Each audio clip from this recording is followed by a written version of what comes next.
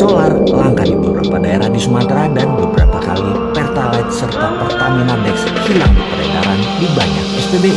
Ini mismanajemen atau ada hal yang lebih besar dari hal itu, yaitu benar telah terjadi perang energi seperti yang kita bicarakan beberapa bulan yang lalu. Setelah perang biologi, maka dilanjut dengan perang cuaca dan dilanjut dengan perang energi. Oke, kita dianggap konspirasi ya, dianggap globalisasi tidak ada, dianggap operasi intelijen Tiongkok tidak ada karena konspirasi teori, dianggap CIA itu dongeng operasi-operasinya, dianggap peraturan yang menguntungkan oligarki itu kebetulan, bukan pesanan yang dibayar kepada para pembuat peraturan di Senayan dan pejabat di tingkat menteri. Itu tidak ada ya. Bernegara kalau terlalu polos, tidak pernah ikut Sespim, Sesko, Lemhanas dan lain sebagainya, ditambah orang di sekelilingnya punya ilmu masa lalu, ya berat menjalankan masa depan bangsa dan negara kalau begitu. Keterlepasan dari masa lalu dengan masa kini itu bukan karena corona dengan efek lockdown dan vaksinnya saja. Perilaku berubah cepat terutama generasi milenial dan Gen Z karena digital teknologi membuat banyak hal berubah. Ini terjadi jauh sebelum tahun 2019,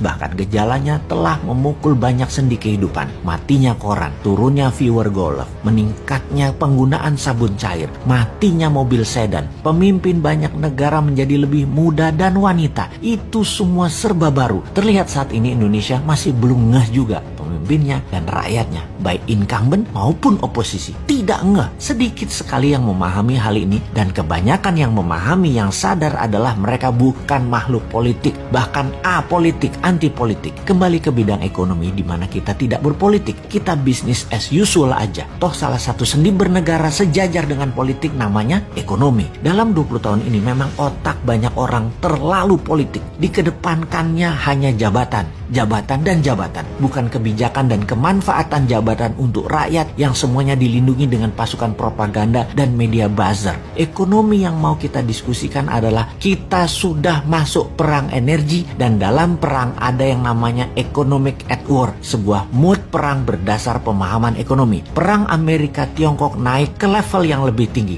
naik ke level berikutnya. Diawali di tahun 2017 dengan trade war, kemudian saling serang dengan financial war, kemudian masuk ke biological war, dan yang terbaru perang cuaca atau climate war. Biological war belum selesai seperti analisa awal, sama seperti perang dunia pertama sekitar 4 tahunan, perang dunia kedua juga sekitar 4 tahunan puncaknya. Wabah virus ini kurang lebih 4 tahunan, bisa sampai tahun 2024, namun intensitasnya saat ini mungkin terlihat turun, tetapi kita harus terus waspada, masih bisa mutasi gelombang ketiga serta efek long covid yang belum tersolusikan. Perang energi diawali dengan dimainkannya gas oleh Rusia dan minyak dunia oleh Timur Tengah. Harga bergerak karena stok dibatasi jumlahnya. Apa yang terjadi kalau harga gas ke $60 dalam 3 bulan ke depan? Dan apa yang terjadi kalau harga minyak mentah ke $100?